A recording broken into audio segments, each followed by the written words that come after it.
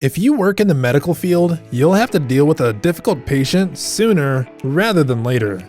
Unfortunately, this is inevitable and is part of the job. Whether they're angry, uncooperative, or just plain in a bad mood, knowing how to handle these types of patients can make all the difference in the world. And that is the topic of this video. The tips that I'm going to share on dealing with difficult patients will be helpful for nurses, respiratory therapists, doctors, or anyone else who works in the hospital setting. So, if you're ready, let's get into it. When encountering a patient who's being difficult, the first thing you need to do is take a deep breath. The patient is most likely experiencing a lot of stress or anxiety and simply just taking it out on you. It's important to remain calm no matter how difficult the situation may be. So now, let's discuss what you can do to handle these types of patients. First and foremost, try to empathize with the patient. It's important to remember that they're going through a tough time and most likely they're just taking their frustration out on you because you're the closest person to them. If you can manage to see things from their perspective, it'll be a lot easier to reason with them and de-escalate the situation. Number 2, let the patient tell their story. Sometimes all patients want is to be heard. In many cases, they just need to vent and let everything out. If you can, let them tell their story without interruption. Just listen to what they have to say and try to understand where they're coming from. This is often one of the simplest but most effective ways to deal with the patient who's being difficult.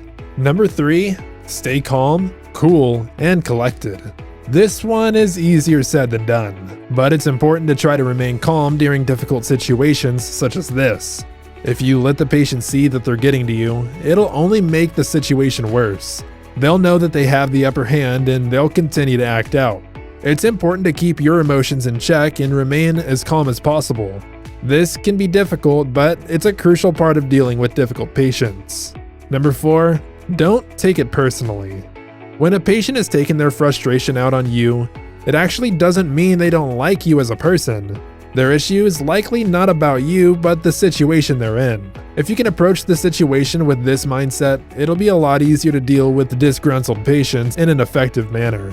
Number 5, try to connect with the patient on a personal level. If you can establish a connection with a patient, it'll be easier to understand where they're coming from and what they're going through. And after they begin acting out, it'll be much easier to disarm the situation if you've already established a connection. In this case, they're more likely to trust you and hear what you have to say. Number 6, never argue. Agitated patients may attempt to maneuver you into an argument.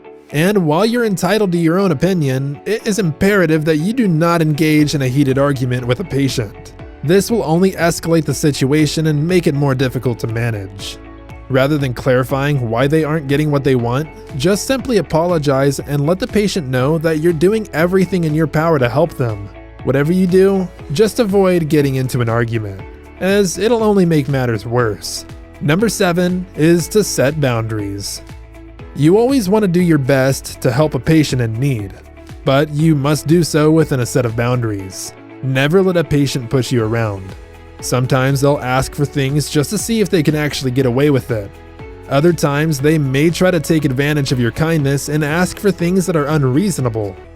In either case, it's important to set boundaries and don't back down. If you do, the patient will only continue to take advantage of the situation. Number 8, keep your levels of stress to a minimum. If you're dealing with stress and personal issues while on the job, it'll be a lot more difficult to sympathize with patients who are giving you a hard time. That's why it's important to try to keep your stress levels to a minimum.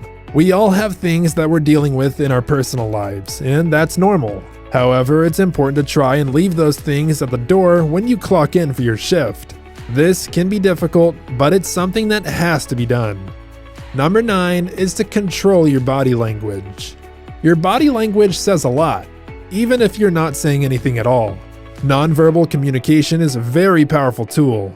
That's why it's important to be aware of your body language when you're interacting with patients because they can pick up on even the smallest of cues.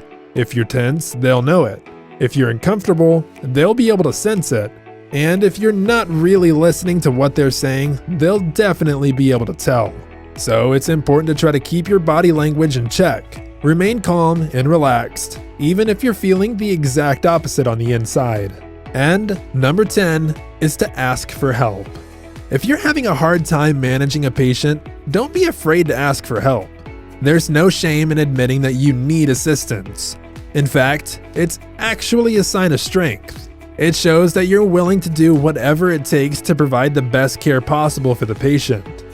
And chances are, if you're struggling with a patient, someone else on the staff has probably dealt with a similar situation before.